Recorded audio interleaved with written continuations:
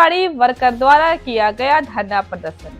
खबर जम्मू कश्मीर के जिला राजौरी तहसील सुंदरबनी में आंगनबाड़ी वर्कर का कहना है कि 60 साल आयु के बाद अब सरकार हमें खाली हाथ घर भेज रही है और पेंशन भी नहीं दे रही और ना ही हमें रेगुलर कर रही। सरकार के द्वारा हमारी मांगे ना मानने पर हम धरना प्रदर्शन लगातार जारी रखेंगे। देखें सुंदरबनी से कुलदीप सिंह की रिपोर्ट। नमस्कार, आप देख रहे हैं फास्ट न्यूज़ इंडिया। मैं हूं कुलदीप सिंह। आंगनबाड़ी वर्कर की बात करें तो पिछले कई दिन से आंगनबाड़ी वर्कर जो है लगातार जो प्रदर्शन कर रहे हैं, क्योंकि उनकी जो है सैलरी को लेकर और उनकी पेंशन की जो डिमांडें हैं इनको लेकर जो आंगनबाड़ी वर्कर है उनका कहना है कि जो उनको सैलरी दी जा रही है उनसे उनका घर का चूल्हा तक नहीं चलता और वर्दी जो उनकी वो नहीं बन पाती। कोविड की बात करें तो कोविड के दौरान जो आंगनबाड़ी वर्कर है उन्होंने बढ़ चढ़ कर काम किया। जहां सरकार के द्वारा वहां उनको नियुक्त किया गया, वहां पर वो उन्होंने पूरी तरह से दिल मन से वहां पर उनको काम किया, मगर उन्होंने अपनी ज़िंदगी को भी दांव पर लगाकर जो है फील्ड में कोविड के दौरान भी काम किया, मगर सरकार के द्वारा आज दिन तक इनकी जो मांगे हैं वो पूरी नहीं की गई।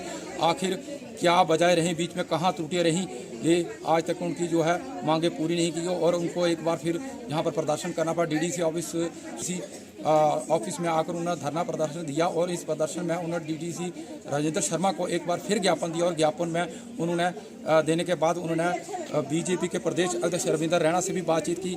वर्कर की बात करें तो लगभग इनकी जो उम्र है 60 साल की होने जा रही है और जो अक्सर जो है सरकारी विभाग की बात करें तो सरकारी विभाग में 60 साल की एज तक वो रिटायरमेंट जो लिए जाते हैं, मगर जहाँ पर जो आंगनबाड़ी वर्कर हैं इनकी 60 साल एज होने के बाद भी इनको अभी तक बेनिफिट नहीं मिला। तो आइए हम जहाँ पर कुछ हमारे साथ आंगनबाड़ी वर्कर हैं इनसे जानते हैं कि उन्होंने बीजेपी के प्रदेश अध्यक्ष रविंदर रैना से भी बातचीत की, उनका क्या कहना था और इनको अभी तक इनको जो उनको राइट क्यों नहीं मिला, क्या कहेंगे। मैम आप पहले तो आप हमारे चैनल में आपका स्वागत है। मैम आपके द्वारा एक बार फिर जहाँ पर मेमोरेंडम दिया गया, क्या कहेंगे।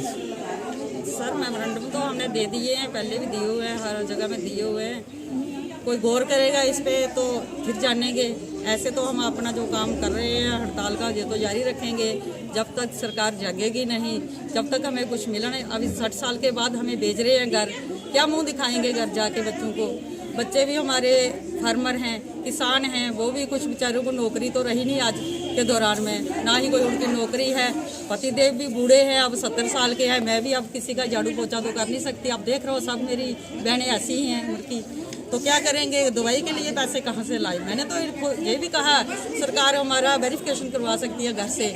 घर में सभी बच्चे भी लेबर का काम करते हैं, 2 बेटे हैं मेरे, वो लेबर का काम करते हैं। पति फार्मर हैं, वो भी कुछ कमा नहीं सकते, तो मैं भी किसी का झाड़ू पोछा अब नहीं कर सकती।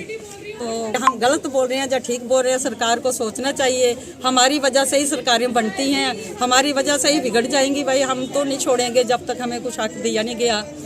तो हम यही रिक्वेस्ट करेंगे LG से भी, मोदी साहब से भी, भाई हमारा कुछ सोचें। हमें खाली हाथ घर नहीं भेज दें। बेटियों की बेटी बचाओ बेटी पढ़ाओ, बेटी बचाओ बेटी पढ़ाओ। एक बूढ़ी माँ रुला रहे हैं, ऐसे 60 साल में घर भेज रहे हैं। आप खुद भी सोच सकते हैं, पूरी सरकार सोच सकती है इस बारे में। तो हम चाहते हैं कि हमें शांतिपूर्वक जवाब दे दें कि हमें क्या दे रहे हैं, क्या मिल रहा है। नहीं तो हम चंडी रूप बन जाएंगे। 60 साल में भी हमें कम नहीं समझे, चंडी का रूप धारण कर लेंगे और छोड़ेंगे नहीं, सरकार से अपना हक लेके रहेंगे। तो मैम आज रविंदर रैना से भी बातचीत हुई, जो बीजेपी के प्रदेश अध्यक्ष था, क्या कहेंगे उनके द्वारा किस तरह का आश्वासन दिया गया, क्या कहेंगे। वो बोल रहे हैं कि हम कुछ ना कुछ सोचेंगे आपके बारे में, हम आपके साथ ही हैं। सर देखो बात यह है कि हम इतने साल अपनी ड्यूटी की है, जहाँ हमें भेजा फील्ड में हम गए हैं, हमें कोई फर्क नहीं रहा। अब हम बूढ़े हो गए, हम कहाँ जाएंगे। बच्चे भी हमारे बेरोजगार हैं, कुछ काम नहीं करते, अपना कमाएंगे वो खाएंगे, हमें कौन पूछेगा। हमें भी तो दवाइयाँ चाहिए ना, हमें भी तो कुछ खाने के लिए चाहिए। हम बाजार शहर में रहते, कोई जिम्मेदारी नहीं, कोई नहीं है, खेती बाड़ी नहीं है, हम कहाँ जाएंगे। इसलिए हमें सरकार से ये उम्मीद रखते हैं कि हमारे बारे में कुछ सोचेंगे, हमारे लिए कुछ हाथ बढ़ाएंगे आगे, और हमारे से कुछ लेना भी है उन्होंने। अगर हमारे लिए कुछ सोचेंगे तो हम भी उनके लिए सोचेंगे। तो मैम आज बीजेपी के प्रदेश अध्यक्ष रविंदर रैना से भी बातचीत हुई, उनके द्वारा किस तरह का आश्वासन दिया गया। जी सर, पहले तो आपका बड़ा बड़ा शुक्रिया, आप हमारी बात सुनने आए यहाँ पे।